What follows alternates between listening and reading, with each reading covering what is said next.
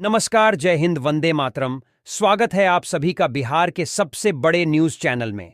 तो चलिए दोस्तों, नजर डालते हैं बिहार के मुख्य समाचार के साथ साथ बिहार राज्य की आज की बड़ी खबरों पर। आज बिहार के किसानों, गरीबों, मजदूरों, बेरोजगारों और माताओं बहनों के लिए बहुत बड़ी खुशखबरी सामने आ रही है। बिहार के अंदर से भ्रष्टाचार, गरीबी, भुखमरी, बिजली पानी की किल्लत, ये सब मिटाने के लिए नीतीश सरकार एक बड़ा कदम उठाने जा रही है। इस बार पीएम किसान सम्मान निधि की किस्त कब जारी होगी, यह भी बताएंगे। साथ ही बिहार के अंदर आज से तकरीबन 15 से 20 नए नियम लागू हो रहे हैं। साथ ही पेट्रोल, डीजल, सोना और चांदी के ताजा भाव क्या हैं, इसकी जानकारी भी आपको देंगे। आज के मौसम समाचार पर भी चर्चा करेंगे। साथ ही बिहार की आज की तमाम बड़ी घोषणाओं और बड़ी खबरों के बारे में विस्तार से जानेंगे। अगर आप बिहार के रहने वाले हैं तो हमारे इस चैनल को सब्सक्राइब जरूर कीजिए, ताकि आपको बिहार की तमाम बड़ी खबरें सबसे पहले देखने को मिले। और इसी के साथ आपको सरकार की तरफ से जिन जिन योजनाओं का लाभ मिल रहा है, उन सभी योजनाओं से आपको बाहर निकाल दिया जाएगा, यानी कि आपको किसी भी योजना का लाभ नहीं मिलेगा। इन सब से अगर आपको बचना है तो इन नियमों को जानना जरूरी है। तो यह नियम क्या हैं, आप पर लागू होंगे या नहीं होंगे, यह जानने के लिए आपको यह वीडियो देखना होगा। सारे नियमों की जानकारी एक एक करके विस्तार से हम बताएंगे, तो आप वीडियो में अंत तक बने रहिएगा। आपके फायदे की सारी खबरें आपको विस्तार पूर्वक जानने को मिलने वाली हैं। तो चलिए आपको आज की महत्वपूर्ण और बड़ी खबरों एक एक करके बता देते। बिहार के किसानों के लिए बड़ी राहत भरी खबर सामने आई है। राज्य सरकार के आदेश के अनुसार लगभग 75 लाख किसानों के खातों में प्रधानमंत्री किसान सम्मान निधि योजना की 22वीं किस्त के तहत 3,000 रुपये की राशि 20 मार्च से पहले भेज दी जाएगी, जिससे किसानों को आर्थिक सहारा मिलेगा।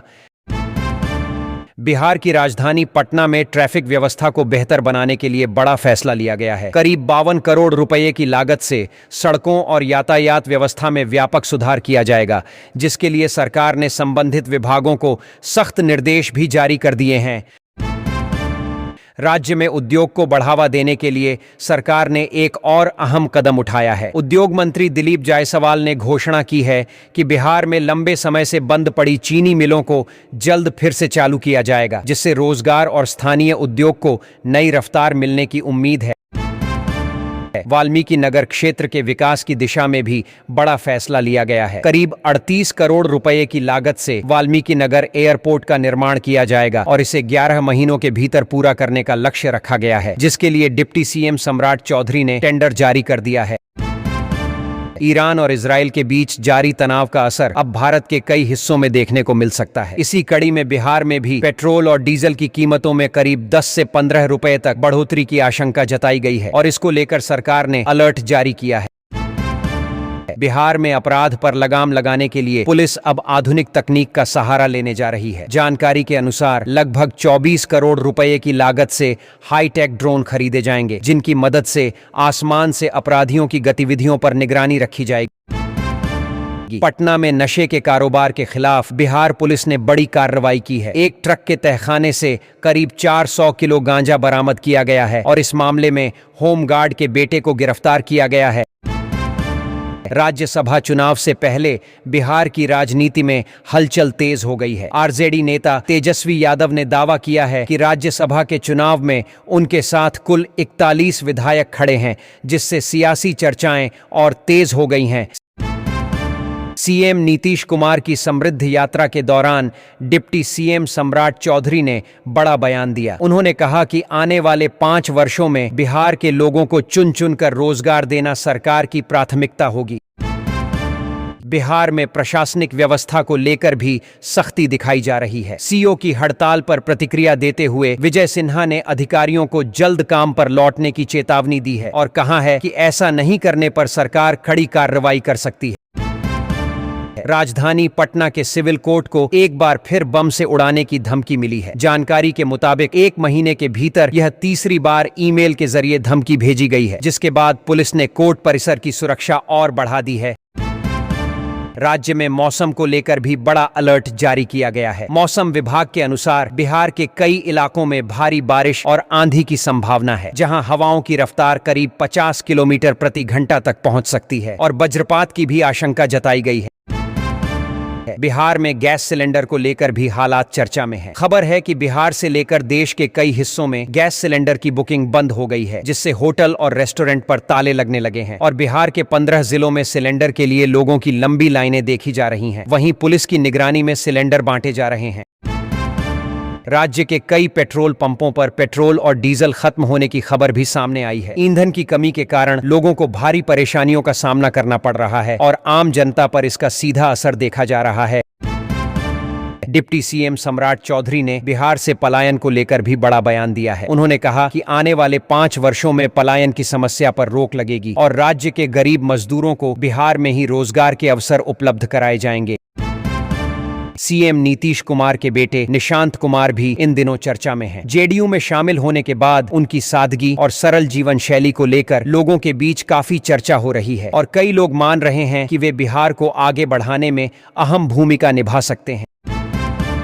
बिहार सरकार ने स्वास्थ्य क्षेत्र में भी बड़ा लक्ष्य तय किया है। स्वास्थ्य विभाग ने टीबी मुक्त बिहार बनाने का संकल्प लिया है और इसके तहत राज्य के हर जिले में टीबी मरीजों को मुफ्त इलाज उपलब्ध कराया जाएगा।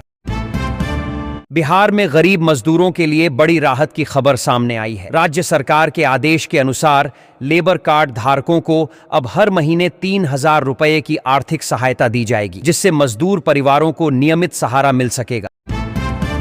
किसानों के लिए भी सरकार ने बड़ा फैसला लिया है। जानकारी के अनुसार करीब 10 लाख गरीब किसानों के केसीसी लोन को माफ करने की योजना पर आदेश जारी किया गया है, जिससे किसानों को आर्थिक बोझ से राहत मिलने की उम्मीद है।